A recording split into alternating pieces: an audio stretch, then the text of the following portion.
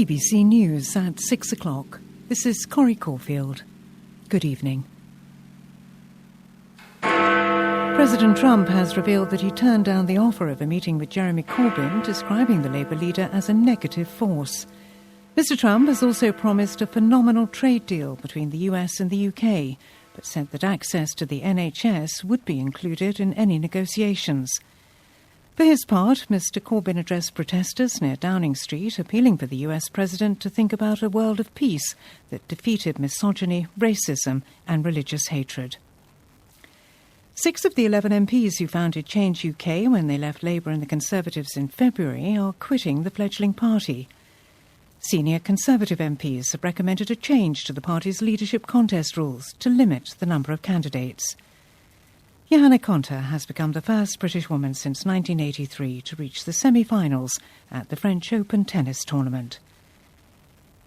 Donald Trump has spent the second day of his state visit to Britain holding talks with senior politicians, but the US president has revealed he refused to meet the Labour leader Jeremy Corbyn.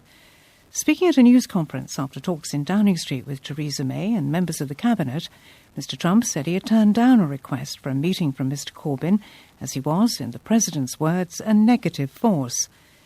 Mr. Trump also insisted the US was committed to a phenomenal trade deal with the UK after Brexit, but warned he expected everything to be on the table during negotiations, including the NHS. Here's our assistant political editor, Norman Smith. Donald Trump, in another bruising foray into British politics, today turned his fire on Jeremy Corbyn and appeared to signal that relations with a Labour government led by Mr. Corbyn could be far from straightforward. The president, who condemned Mr. Corbyn as a negative force, is the latest Labour politician to be criticised by Mr. Trump after he yesterday branded the Mayor of London, Sadiq Khan, a stone-cold loser.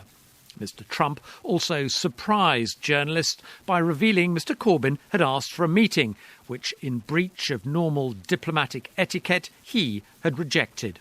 The president's attack on the Labour leader came just moments after Mr. Corbyn had addressed a protest rally just a few hundred yards away. Mr. Trump was asked, given that, whether Mr. Corbyn was a man he could do business with. I don't know Jeremy Corbyn, never met him. Never spoke to him. He wanted to meet today or tomorrow, and I decided that I would not do that.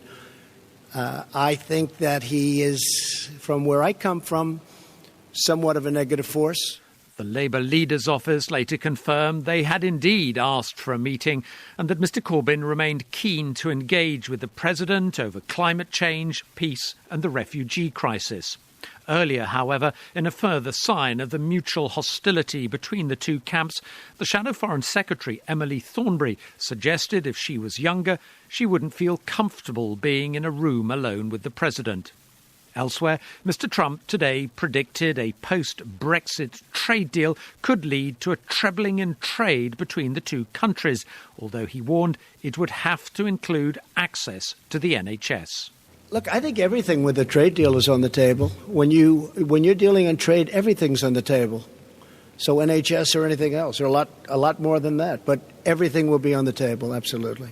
This evening, a flurry of Tory leadership candidates moved to rule out such an option, and Mrs May too appeared to pour cold water on the idea. But the point about making trade deals is, of course, that both sides negotiate and come to an agreement about what should or should not be in that trade deal for the future. Mr. Trump was also, perhaps inevitably, asked about Boris Johnson. So I know Boris. I like him. I've liked him for a long time. I think he'd do a very good job. I know Jeremy. I think he'd do a very good job. I don't know Michael, but would he do a good job, Jeremy? Tell me. The president may find out later, as he's expected to meet both Michael Gove and Jeremy Hunt, and this afternoon also met the leader of the Brexit party, Nigel Farage. As for Mr. Corbyn, while his opposition to Mr. Trump is widely backed within the Labour Party, it's clear there may well be a political price to pay in terms of relations with the White House should Jeremy Corbyn become Prime Minister. Protests against Mr. Trump have been taking place in cities across the UK, including Edinburgh, Sheffield, Birmingham and Exeter. But the US president told journalists the media had overstated the size of the demonstrations. You saw the people waving the American flag, waving your flag. It was tremendous spirit and love. There was great love. It was an alliance. And I didn't see the protesters until just a little while ago, and it was a very, very small group of people put in for political reasons. So it was fake news. Our correspondent Tom Simon spent the day watching the protests in central London. The protesters that Mr. Trump claimed didn't exist marched to within sight and chanting range of Downing Street as he met the Prime Minister.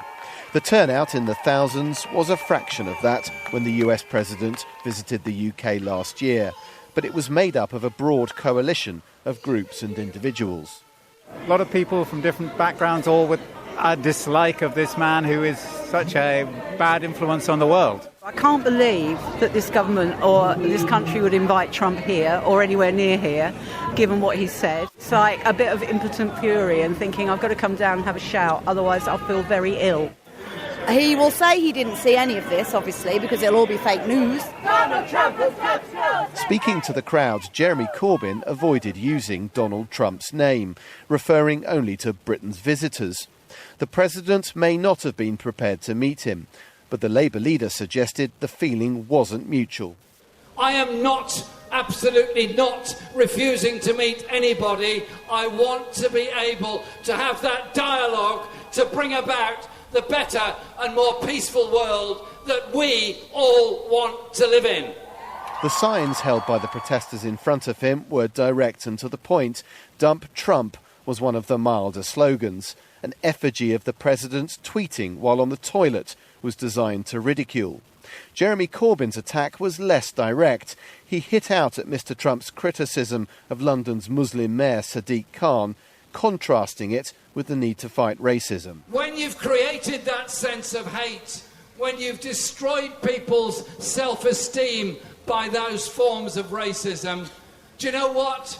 You haven't built a house, you haven't built a school, you haven't trained a nurse, you haven't defended our natural world. All you've done is created a greater sense of hate and hatred that goes with it. The policing at this protest was again designed to keep demonstrators at arm's length from the president, as well as to separate Mr. Trump's supporters from groups opposing him. The extensive security operation around this state visit continues. More than half of the MPs who formed Change UK have quit the fledgling party, leaving it in turmoil. 6 MPs, including the party's leader, Heidi Allen, announced their decision after Change UK performed poorly in the European elections. The 5 remaining MPs will now be led by Anna Soubry. Our political correspondent Ben Wright has been following developments. Change UK's journey from launch to split took less than 4 months. The party's new leader, Anna Soubry, said she was deeply disappointed that 6 MPs had left, including Heidi Allen, Dr Sarah Wollaston and Chuka Umunna. They will now sit as an independent grouping of MPs.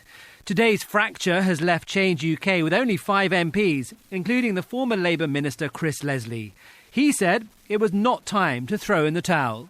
Those of us that are still with this project, we believe this is for the long haul.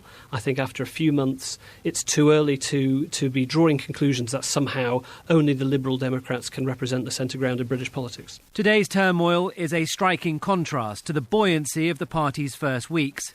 Known initially as the Tiggers, short for the Independent Group, a new centre-ground politics was promised by the 8 Labour MPs and 3 Tories who left their respective parties with a fanfare in February. But there were no further defections and momentum stalled. They registered as a political party in April and Change UK contested the European elections in May, a new pro-Remain voice in a crowded field.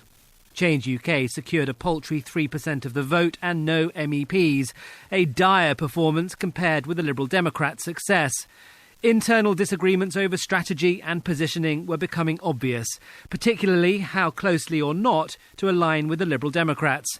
Heidi Allen caused ructions within the party by urging tactical voting in the European elections.